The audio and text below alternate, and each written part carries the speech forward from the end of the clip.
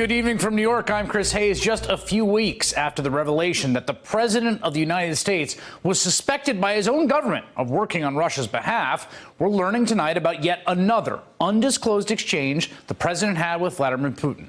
It was attended by no American note-takers, no American interpreters, just the President and Melania and Putin's own interpreter. As we've noted before, this is wildly out of step with the usual protocol. And if you were disposed to view it in the most stark and cynical terms, you might conclude that this is how the president meets with his handler. We knew the president had spoken briefly with Putin late last year at a dinner during the G20 summit in Argentina. Remember, the White House confirmed a, quote, informal conversation only after it was revealed by local press.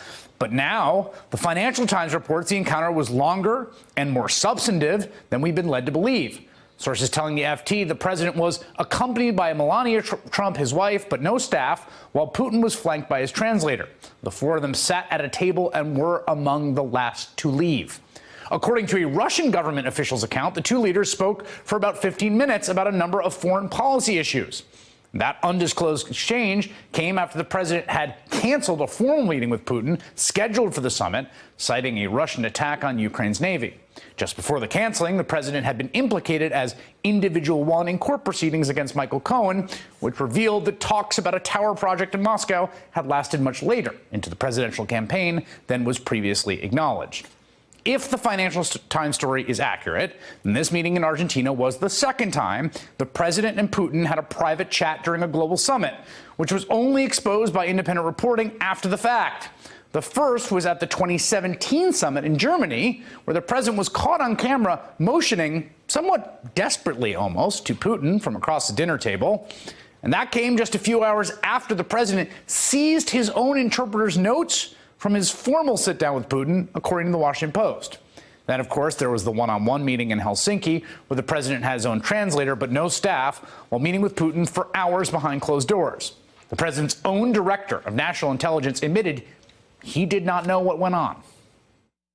How do you have any idea what happened in that meeting? Well, you're right. I don't know what happened in that meeting. I think as time goes by, and the president has already mentioned some things that happened in that meeting, I think we will learn more. But that is the president's prerogative. If he had asked me how that ought to be conducted, I would have suggested a different way. Is there a risk that Vladimir Putin could have recorded it? That risk is always there. Asked about those meetings at a Senate Intelligence Committee hearing today, the DNI hinted his response was classified. Director Haspel and Director Coates, would this put you in a disadvantaged position in terms of understanding Russia's efforts to advance its agenda against the United States? Well, Senator, clearly this is a sensitive issue, and it's an issue that we ought to talk about this afternoon. I look forward to discussing that in a closed session. Democratic Senator Mark Warner of Virginia is the vice chair of the Senate Intelligence Committee. He joins me now. Senator, do you have concerns about this latest news about the president having yet another substantive conversation with Vladimir Putin without note takers, without American translator? Well, I heard about that reporting, and of course I'm interested. Today in our public hearing, Senator Wyden raised the issue of did the intelligence community ever get a full readout, frankly, of even what happened in the Helsinki meeting between Mr. Trump and Vladimir Putin? I think it's critically important that at least some senior officials get those kind of readouts from these meetings. Do you have concerns the president is compromised by Russia? I think it's terribly important that the Mueller investigation finishes. I think it's terribly important that our Senate investigation finishes.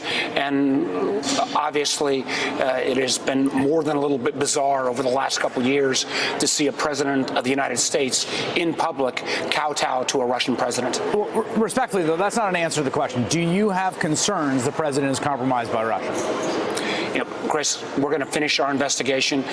I'm not going to draw any conclusions until I finish that investigation. That's been the operating principle since we started, and that's the only. And I would point out to you, as you know, and I think many of your viewers know, we're the last bipartisan investigation going, and I think that's terribly important, particularly when Mueller comes out, that there becomes some bipartisan validator out there. What would you tell people about the amount of confidence they should have in your committee's work, particularly those who are Democrats who might be watching and are suspicious of the fact that it's chaired by a Republican, Senator Burr, and contrasting to what happened in the House Intelligence Committee when chaired there by Devin Nunes? Well, I think you've seen with Senator Burr, I think we've got a great partnership. We've even had joint press conferences along the way.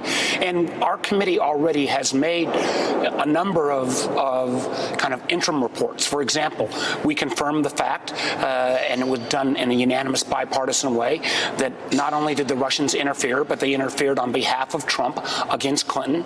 We pointed out the fact that the Russians touched at least 21 states' electoral systems, and luckily, we've got bipartisan legislation now to try to correct that going forward. And it was actually our committee that made the first reveals about the level of usage that the Russians made of social media, particularly of Facebook and Twitter. And candidly, that's an area that I'm going to come back to legislatively this year. The intel chiefs testifying today seem to be at odds, frankly, with the White House on two of the key policy issues. North Korea, where the White House has declared progress that the intelligence community seems to think is not apparent and has not been shown in terms of the nuclear program. And then kind of the opposite with Iran, where the White House seems to be saying they're in strategic pursuit of nuclear weapon, and the intelligence community saying there's not evidence of that. What do you make of the disconnect? Well, these folks have got a tough job, and the most important aspect of anybody in the intelligence community, and I asked all of these individuals before they got confirmed, will you be willing to speak truth to power? And in the case today, I think you've got the intelligence community giving virtually unanimous conclusions on some of these key areas, and we have, unfortunately, a case where it appears that this president doesn't want to hear the truth or doesn't actually reflect the opinions of the intelligence community, and that puts us in a challenging position.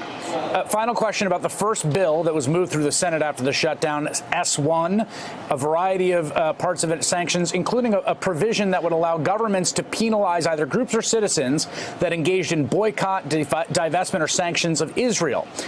It passed with bipartisan margin. A lot of Democrats voted against it. The New York Times editorial board and others saying this is essentially unconstitutional. It criminalizes or creates government penalties for protected conscientious speech. What's your response to that argument? My response is there are, I think, appropriate ways, and some states have weighed in, I think, with appropriate regulations in terms of the being against the BDS movement. I support Israel, but I do believe that there may be some parts of this legislation that was currently brought up that did pass the first hurdles, at least, with about 75 votes, that may be corrected or amended in the House. So you do have some constitutional concerns about those provisions? Listen, I have heard there was a couple of different legislative vehicles out there that raise this issue. I think some of these are going to be re-examined in the House, and that's what part of the legislative process is about. All right, Senator Mark Warner, thank you for making some time. Thank you. Hey there, I'm Chris Hayes from MSNBC. Thanks for watching MSNBC on YouTube. If you want to keep up to date with the videos we're putting out, you can click subscribe just below me, or click over on this list to see lots of other great videos.